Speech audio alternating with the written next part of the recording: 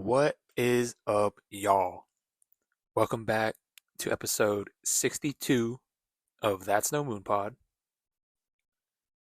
Probably gonna have just a Dune 2 spoiler review for y'all in this one. Um, I went to go see it this past weekend, and not in IMAX, but thankfully the theater I was in, the screen was pretty good size, but the sound quality of this theater, y'all, was crazy. Like seats were bumping and shaking throughout the whole thing. And now that the movie's been out for some time now, everyone's coming out with their spoiler reviews. So I'm gonna give y'all mine in this one. Um, I remember seeing Dune Part One, just watching it at home because I mean, obviously it came out during the pandemic, and I'm a big fan of Denis Villeneuve, or however you pronounce his name. I'm a big fan of his work.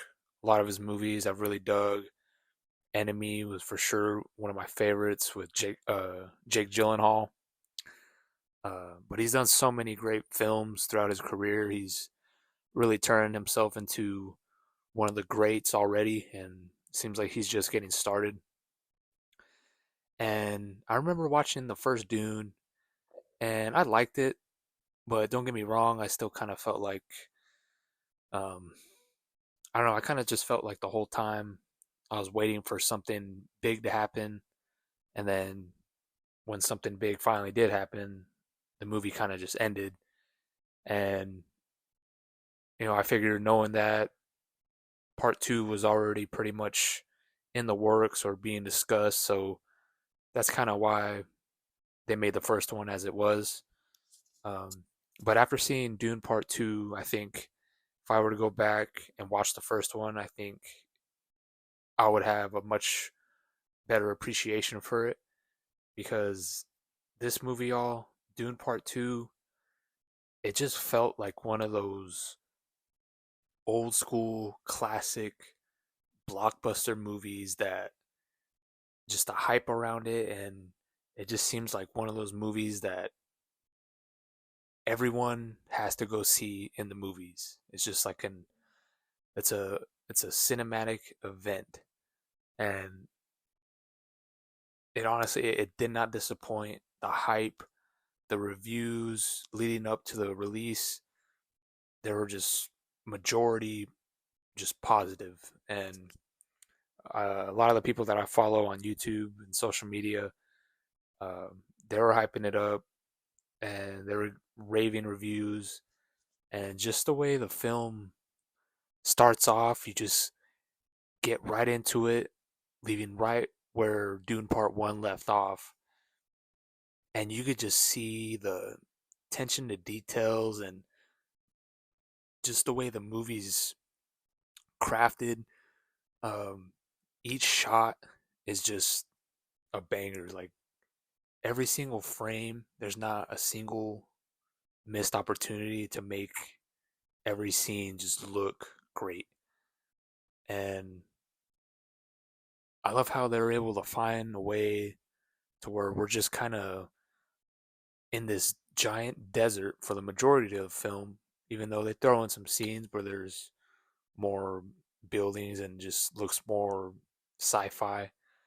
Um, but they're able to blend that kind of desolate kind of area, just nothing but sand dunes everywhere, but also kind of give you that sci-fi element as well. Um, but just the way the movie starts, you jump right into it. You already start feeling the tension and how this group of people, they're hiding away from the enemies at this point, and they're trying to survive. And not only are they trying to survive, but they're trying to take down the people that are trying to kill them. And forgive me if I'm forgetting the names, or because there's a lot of things to where it's kind of like Game of Thrones, to where there's these groups of people, and there's a lot of names throughout the movie that um, it's a little bit it's a little bit tough to memorize everything all at once, um, especially with the film being so dense as it is. But Timothy Chalamet being Paul Atreides, um, I really liked what he did in the first one, but this second one, he just takes it to a whole different level.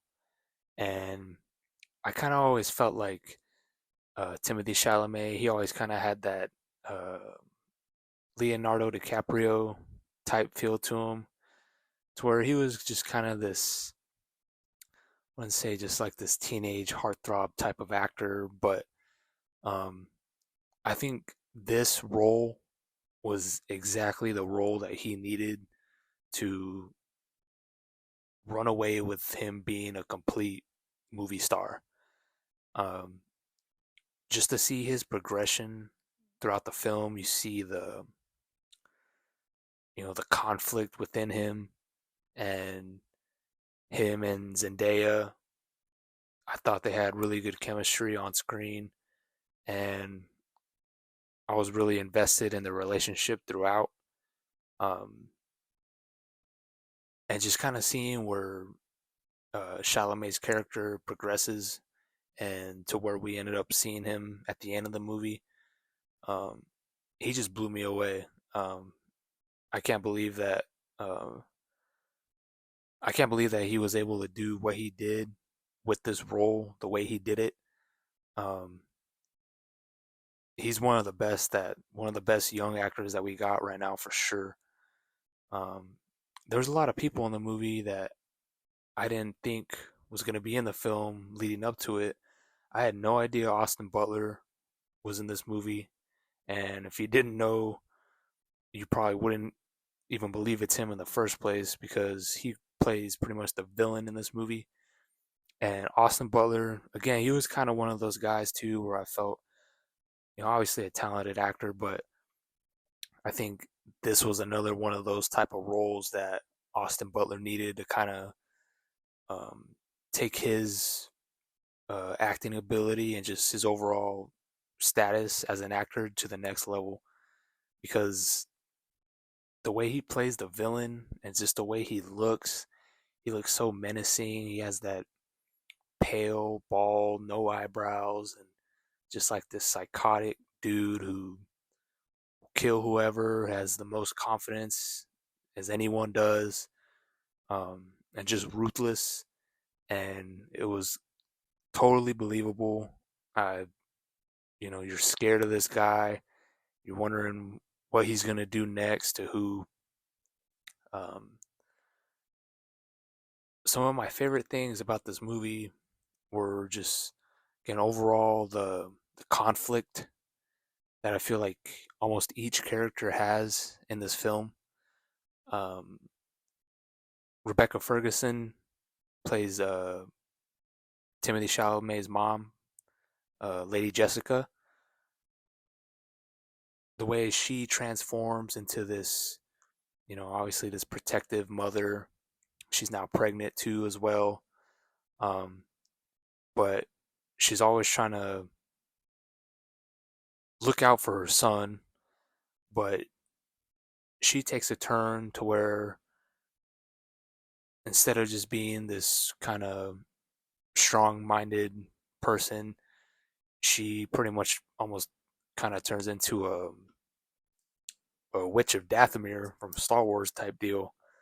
And there's a lot of Star Wars, um, I guess, like comparisons that I made because this whole story, the Dune story, dates way back, um, way before Star Wars, and you can just see the elements that George Lucas took from this story and turned it into Star Wars. Uh, again, Lady Jessica, just her kind of turning into this crazy,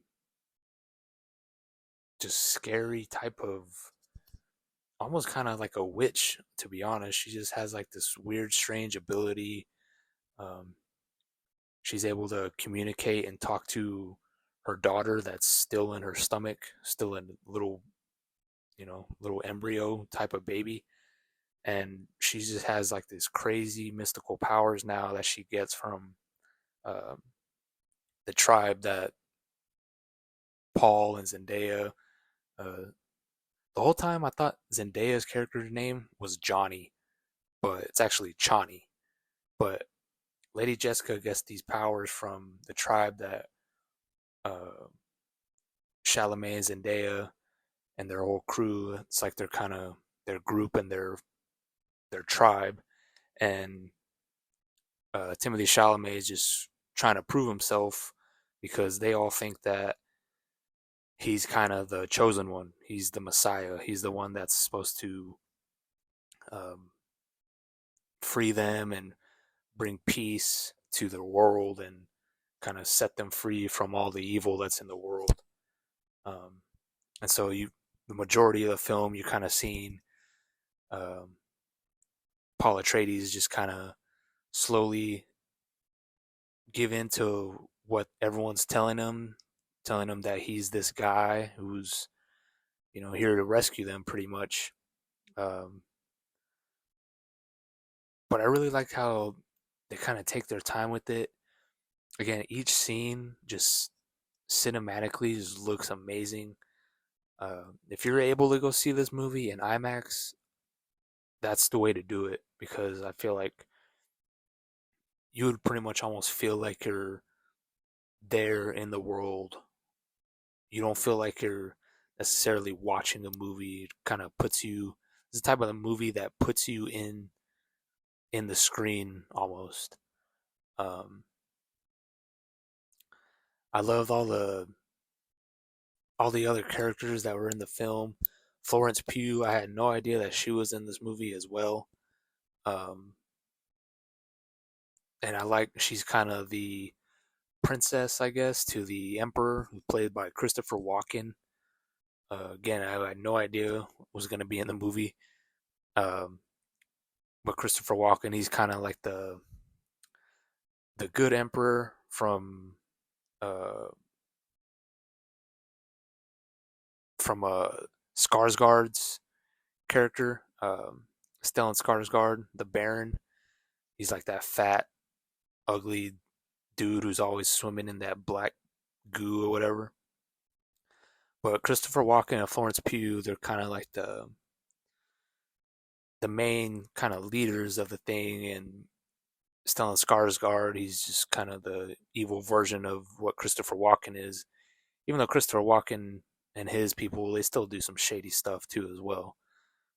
But once we get introduced to all these different characters, Batista, uh, I like how he's just kind of this guy who's seems to always be failing the Baron, and he's just always getting pissed off that his crew is just continuing to pretty much just get pooped on by Timothy Chalamet's tribe, and all their plans just always seem to fail because they just keep outsmarting them pretty much. Um,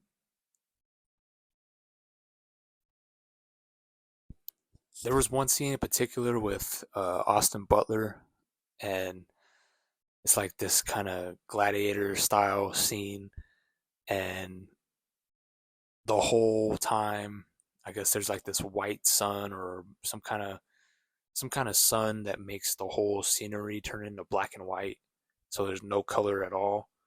And Austin Butler's character, I guess it's his birthday, and Stellan Skarsgård, he set up this thing to where Austin Butler's supposed to fight these uh, three guys that were part of Timothy Chalamet's family group, ex-soldiers, I guess, and they're supposed to drug each fighter before they go out there, so that way Austin Butler kind of has like this easy fight just to show, this whole Coliseum that he's a badass.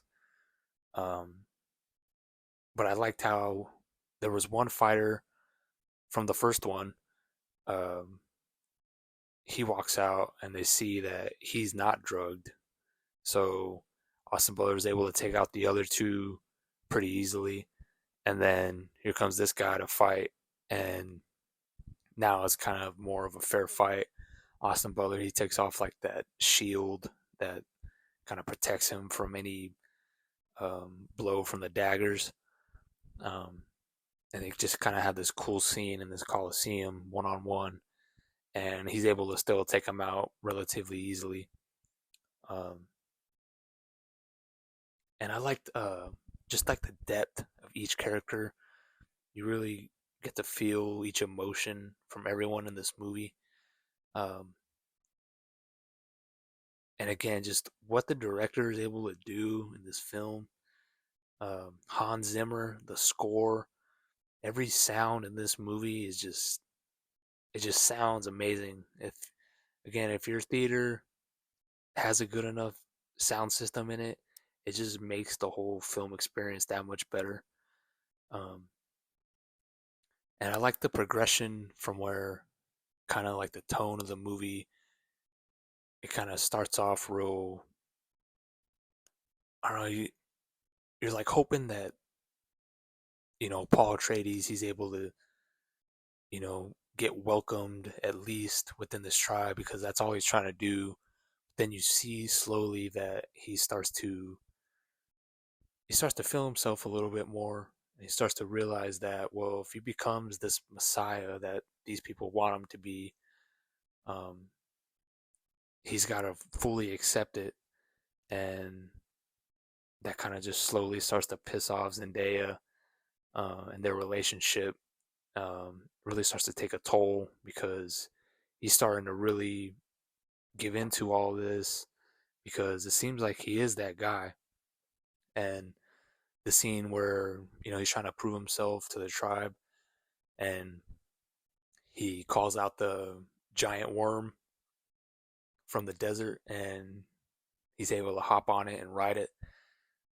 That scene was so cool just to see like different sci-fi elements in a movie that you don't normally see. It's not just like this, laser fights or just these um, huge big battles. They kind of really make each battle scene seem real intimate.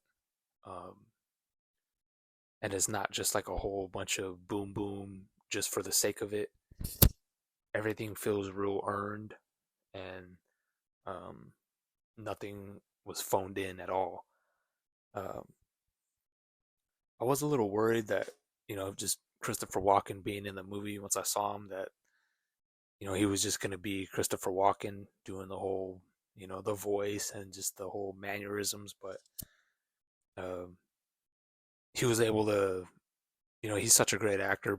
He was able to, not let that part of him kind of take over the role itself. It seemed like he was just like completely invested and totally believable that he was this emperor, and Florence Pugh's just kind of this the other side of him that she wants what's right.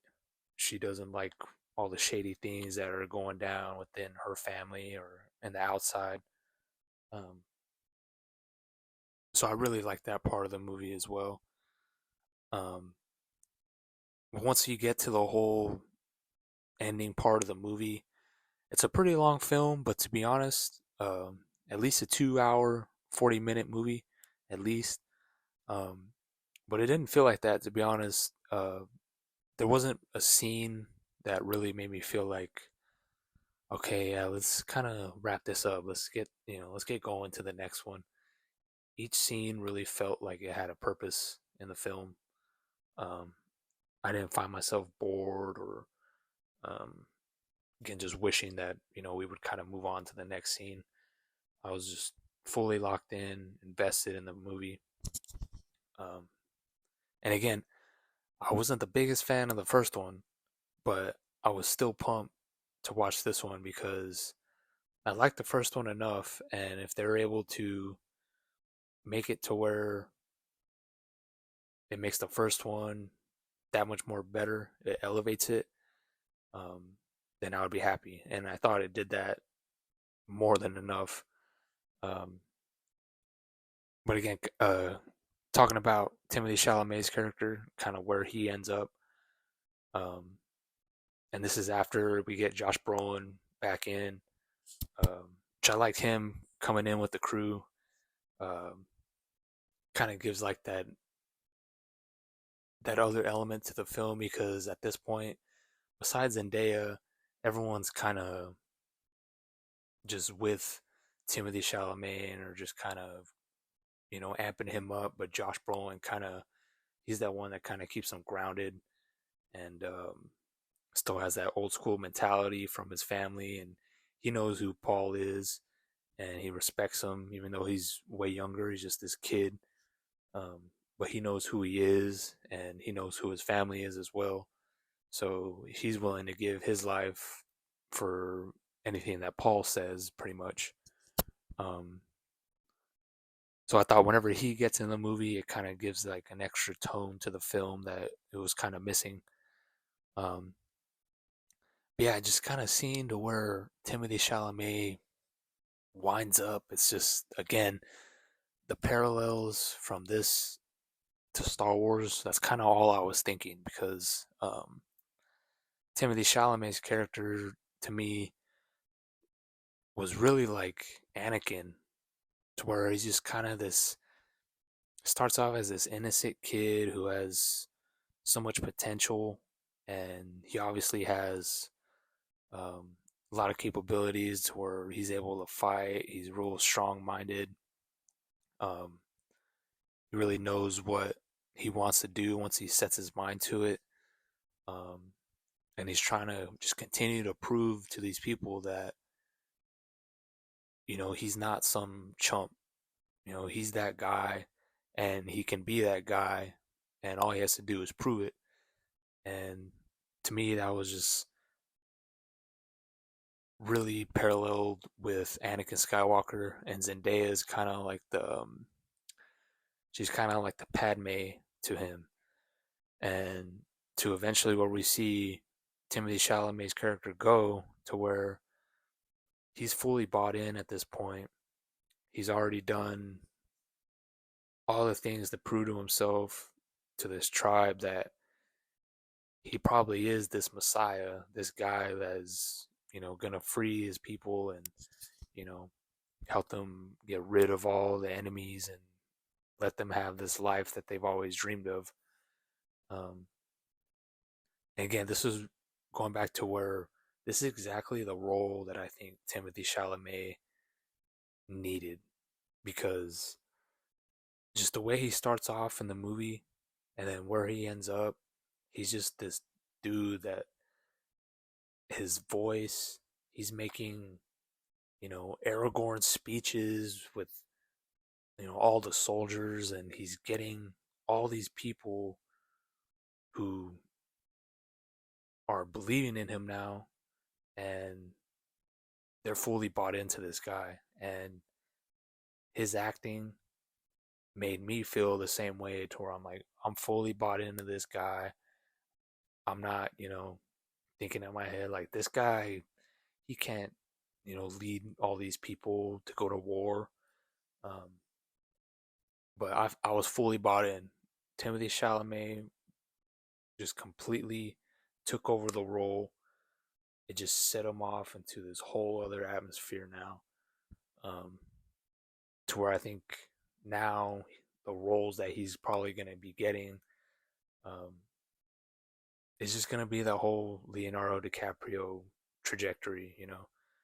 Leo is always kind of like the same way, to where he was just like this cute guy who was always a good actor, but it was kind of once Leo he was in the Departed. After that movie, the roles that he was taking, just this had this different edge to him. I feel like that's where Timothy Chalamet is just kind of going now after this. This was kind of Chalamet's Departed. Um, but it was really sad just seeing kind of how, because Zendaya's character, she's in love with this guy, and throughout the whole movie, she's afraid of losing him, not just him possibly getting killed, but she knows that if he buys into all this Messiah deal and um, he continues to kind of do what these people are wanting him to do and kind of take this role as this leader, she knows that she's probably going to lose him one way or the other. Um, and at the end, we see what happens. Um, Timothy Chalamet, he drinks like that blue worm goo that Lady Jessica drinks that kind of gives her these abilities, these witch abilities. And this blue worm goo is supposed to be lethal to men. Um, and he's able to drink it and, come out of it alive. And because of Zendaya, she kind of has like that moment to where he's laying there and she thinks he's dead, but um, she like wipes her tears or whatever and kind of dips it in that blue goo and puts it on his lips, and he's able to kind of wake up from that. Um, and after that, that's kind of just where she starts to really lose him because once he kind of gets those abilities from the goo, um, he's just going headstrong into I'm that guy now, and let's go to war. Let's take out the Baron, Stellan Skarsgård. Let's kill all these fools, and that way we could finally take over and bring peace. Um, and just leading up to that whole ending action set piece to when they finally go to war. Um, and then we get that scene where Timothée Chalamet, they just bombard the Baron and the Emperor's kind of hideout or whatever. And Chalamet kills the Baron, Stellan Skarsgård, just jabs him in the neck. And that's when you really starts to see that Timothée Chalamet, he ain't playing no more. He's fully bought in at this point. And I really love the ending scene where we see Chalamet and Austin Butler's character, and they're having that one-on-one knife duel, kind of like from the ending of the first film. And the whole time I'm thinking when they're fighting, I'm like, they're not gonna kill Timothy Chalamet. They're like, there's no way, right? Because Austin Butler's character throughout the whole film, he just seems like he's this unbeatable guy. Um, and he's just like set out to kill whoever's in his way.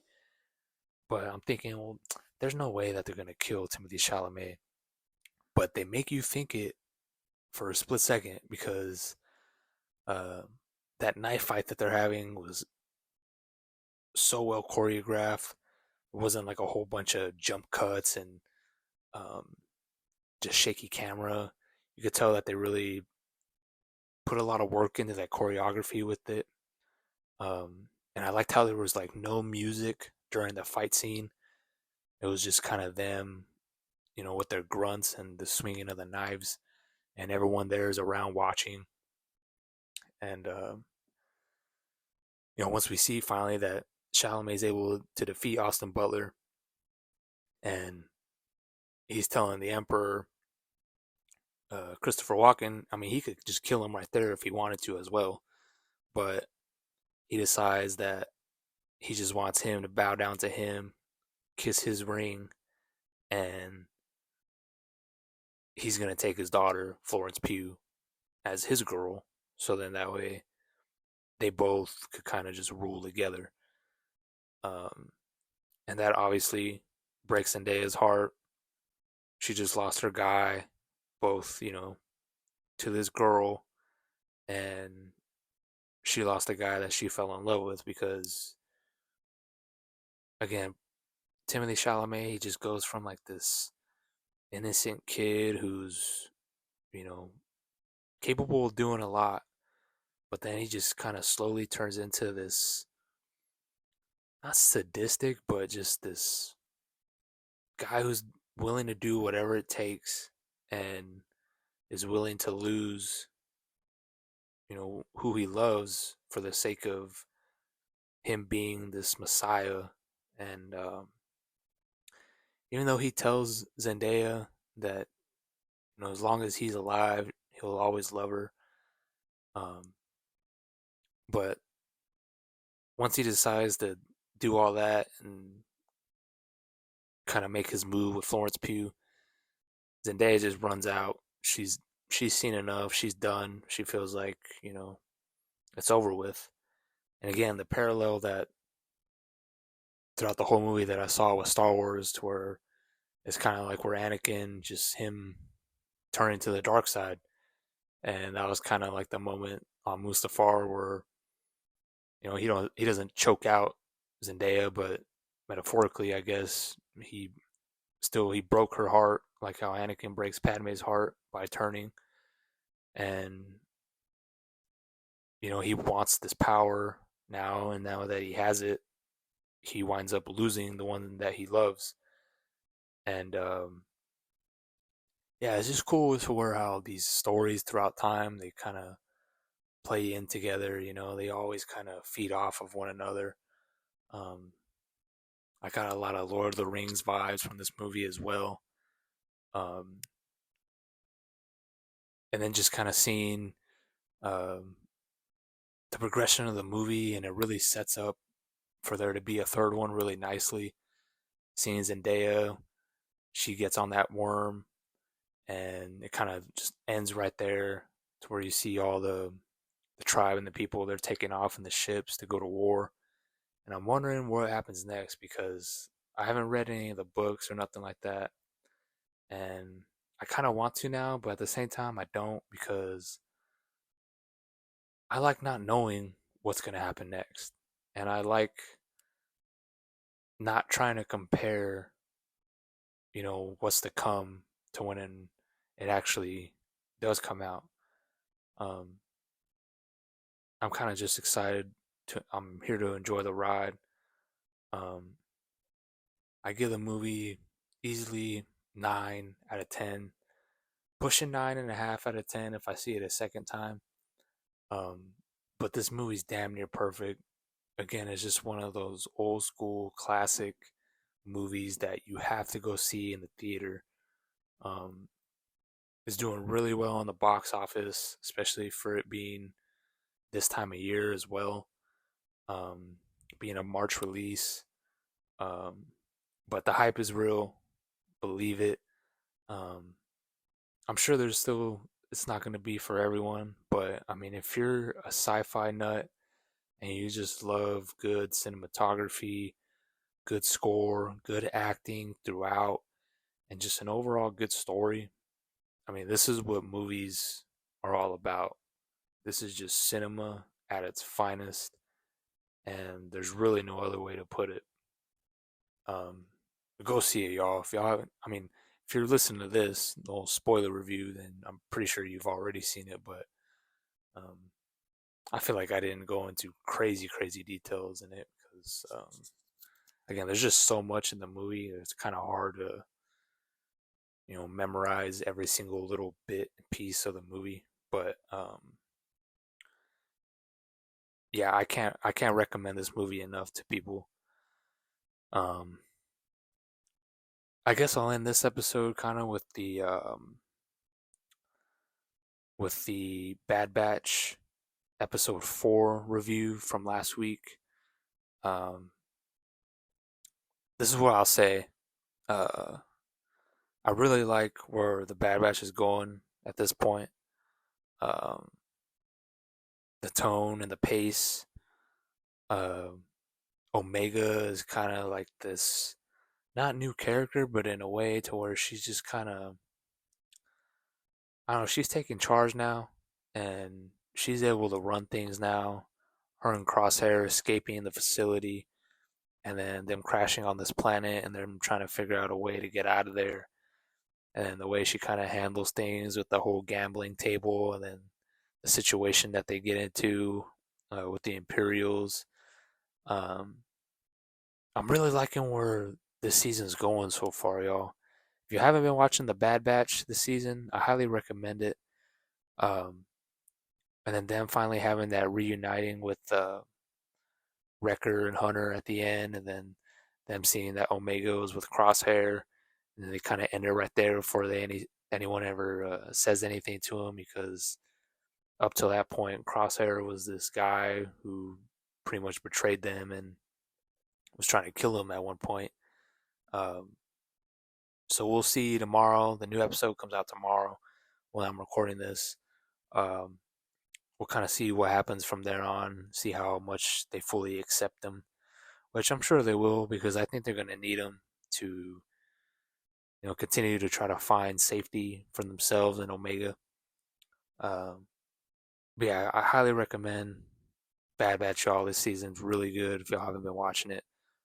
Um, Trying to think of what else kind of happened throughout the week. I mean, Dune 2 was really what everyone was talking about. Um, James Gunn, he came out and said that it's not going to be called Superman Legacy, the upcoming Superman movie that he's writing and directing.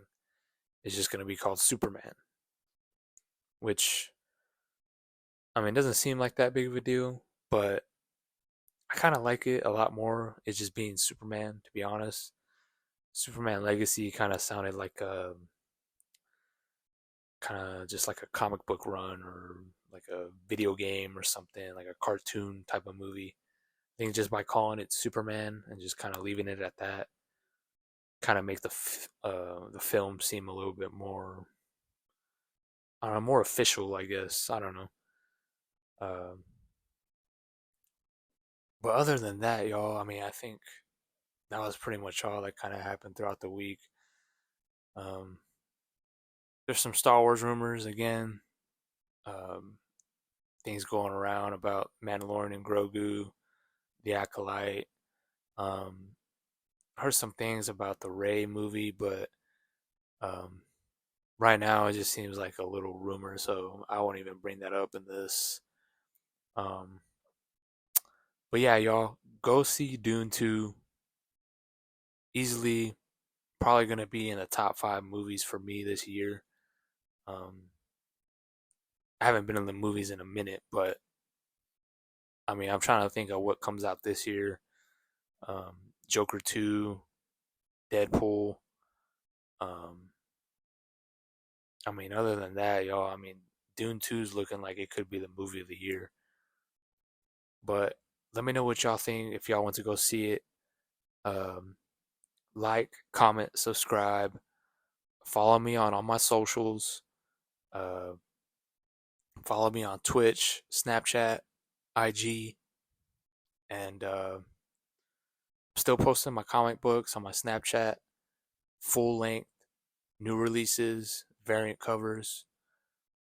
Be gaming on Twitch still, playing COD. Um, Waiting on the Battlefront 1 and 2 re release. Gonna be streaming that for sure. And yeah, I guess that's it, y'all.